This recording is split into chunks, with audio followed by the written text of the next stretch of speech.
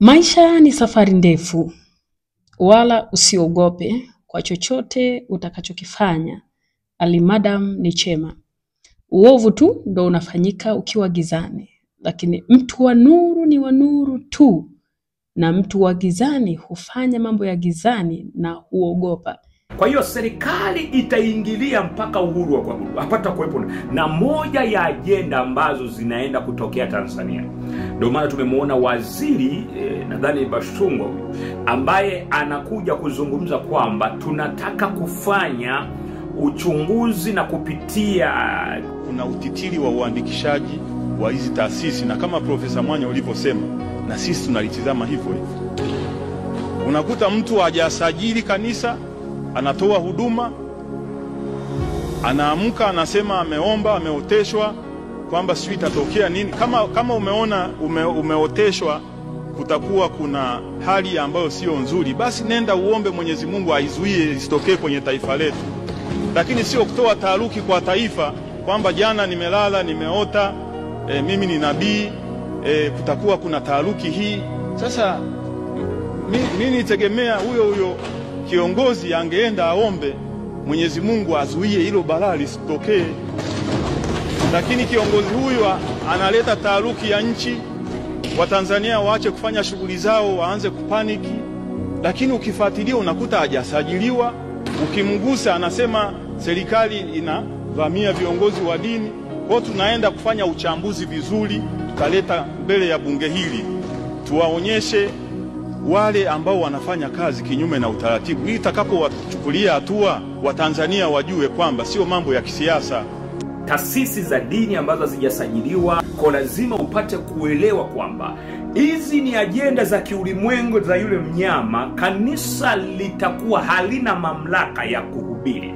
Kanisa litakuwa halina mamlaka ya kuabudu linachokitaka. Uhuru wa dhamira utaondolewa katika muda unaokuja, muda sio mrefu. Na hizi ni ishara ambazo zinaashiria, unajua unabii unatimilika kwa namna ambavyo watu hawaoni, lakini unabii unaelezwa kabisa. Uhuru wa kuabudu utakuwa upo, na ndio sasa kitakachoenda kutokea kwenye ajenda zile za umoja wa makanisa ulimwenguni. Moja ya sheria zilizopo kwamba kutakuwa unataka kuhubiri kitu gani. Kwa mfano kama mimi hapa nataka kwenda kuhubiri, nataka kwenda kuhubiri, sasa lazima niende nikapeleke kuhaliliwe. Mtu ahariri hubiri langu, nitahubiri kitu gani ambacho kitakuwa kinyume na ajenda za kiserikali. Nisije nikahubiri kitu ambacho wao hawakifahamu. Lazima upeleke kuhaririwa uhubiri wako. Unataka kusema kitu gani? Unataka kuzungumza nini? Na kama watakapohariri wakagundua kwamba katika speech zako na hubiri lako litakuwa kinyume na matakwa ya Biblia, matakwa ya nchi, matakwa ya serikali, matakwa na mipango kadha wa kadha ambayo walipanga serikali, kwa sababu yenyewe ndio itakuwa na mamlaka, na hizo ndio sheria zinakuja hizo. Kwa hiyo hautaruhusiwa kuhubiri. Ukilazimisha kwenda kuhubiri bila kuhaririwa, utakamatwa. Hapo inanishangaza kidogo kwamba mtu mzinifu atakuja kuhalili mahubiri. Mtu muuaji atahalili mahubiri ya kuhubiri. Hapa ndipo wenye hekima watajua kwamba nyakati za mwisho zimefika. Kwa sababu Biblia yenyewe ukiisoma tu hata bila kuongezea mengine yoyote yatamkwaza mwovu.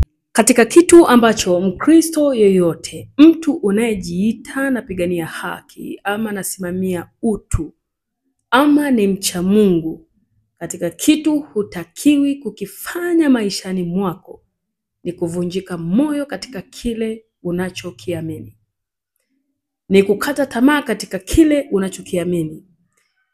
Nikwambie kwamba kupitia magumu kusikufanye uvunjike moyo ukabweteka ukakaa chini. Kupitia hali ngumu zilizo kwenye maisha yako, kupitia watu watakaosema vyovyote vile kusikuvunje moyo, wewe usiendelee na mtazamo sahihi kuhusu binadamu ama kuhusu Mungu. Sikia mtu wa Mungu, kanisa, Mungu atakuja kulichukua kanisa takatifu lisilo na hila wala kunyanzi. Hilo kanisa ni kanisa gani? Sio EAGT, sio sijui Ufufuo na Uzima, sio TAG, sio kanisa takatifu tukufu ni wewe. Mimi hamjui, Biblia inasema hamjui ya kuwa ninyi ndio hekalu la Roho Mtakatifu na Mungu anakaa kwenu? Sasa kuna posti moja nimeiona, ameposti Mange Kimambi, sijajua kaitoa wapi. Sasa katika kupita huku na kule, kuna mtu akanitumia, kaniambia hebu angalia hiyo kitu hiyo. Mara sijui Mbarikiwa alikuwa lijamaa lina simama kwa haki, wakalifungia kanisa, kwa jamaa limesimama sana, wakamfunga jela. Kumbe jela wameandaa vijana wakakamavu, wakamfanyia vya kumfanyia, kisha akatoka jela, karudi nyumbani kwake analia. Baadaye amepoa kabisa bwana, amepoa. Hivi unajua habari za kupoa wewe? Maisha haya tunayopitia, njia ya haki hii, ya machozi hii, tunapita hivi tunavyopita, alafu na unakuja kutumbukiza hoja zako.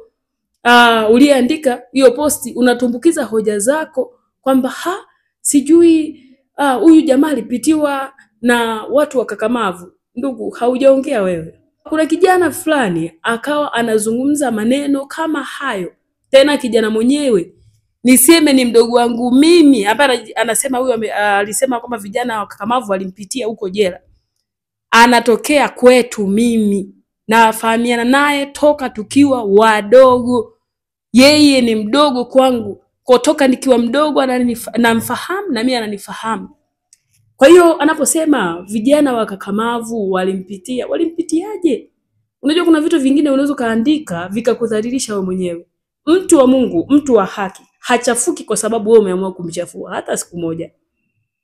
Niko hapa kwa ajili ya kuwatia moyo. Unajua yote haya yamejitokeza kwa sababu ya kufungiwa kwa kanisa la Gwajima. Kwamba Gwajima sema kwa sababu yeye ni maarufu ndio maana kanisa lake limesikika kwamba limefungiwa.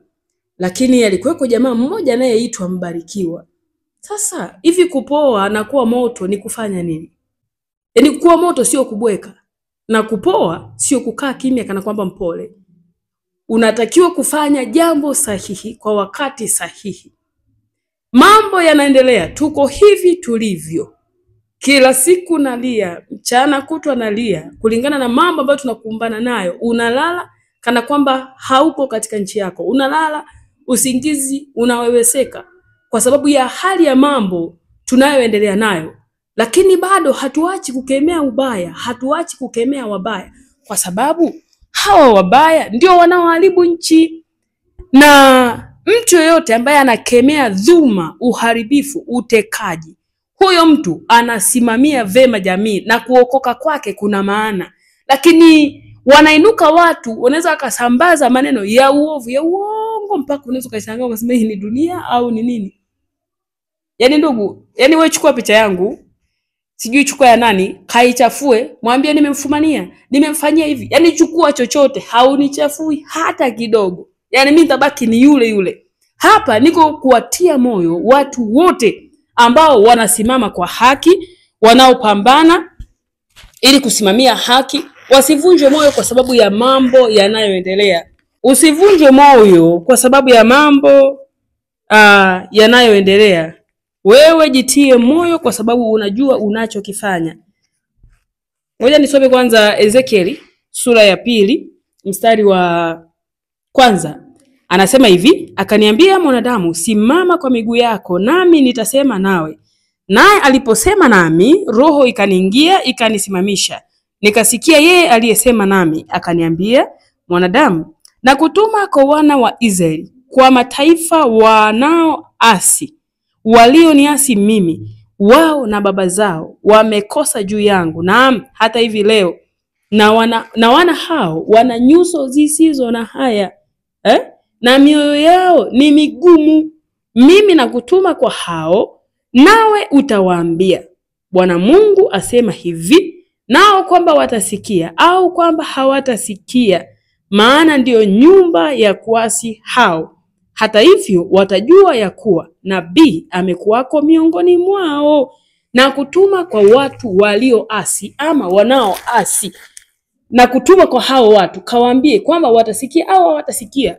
Kutumia lugha kali, kutumia lugha pole, yani huko kote kutafute kumjenga mtu, au mmekalili upande mmoja kwamba Mbarikiwa ilikuwa sauti ya radi bwana, alikuwa akisema utaanguka sijui nani na video unazojua mlizopost sijui nini.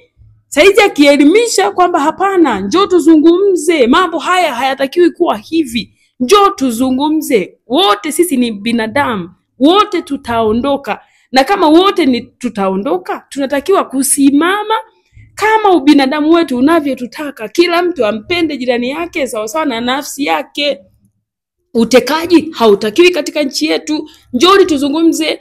Mtu hatakiwi afike mpaka kutekwa, mtu hatakiwi afike mbali mpaka kudhuriwa.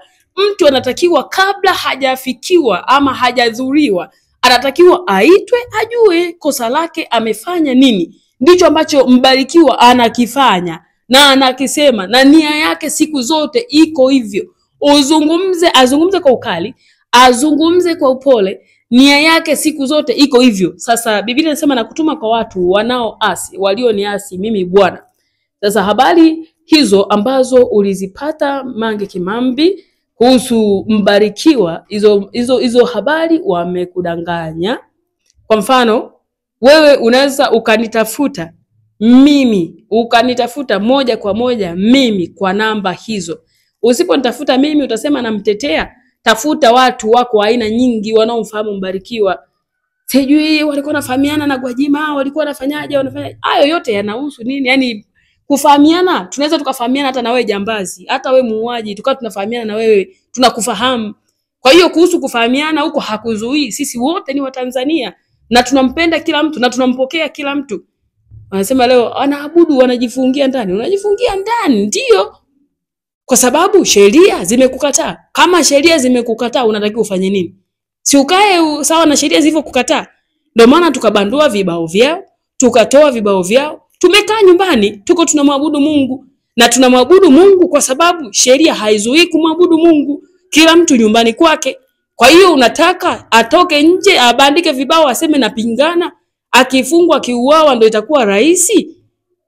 Mimi niseme watu wa Mungu, mahali popote watu wa Mungu walikimbilia popote, hata kila wanafunzi wa Yesu walikimbia wakajifungia ndani wakaabudu humo.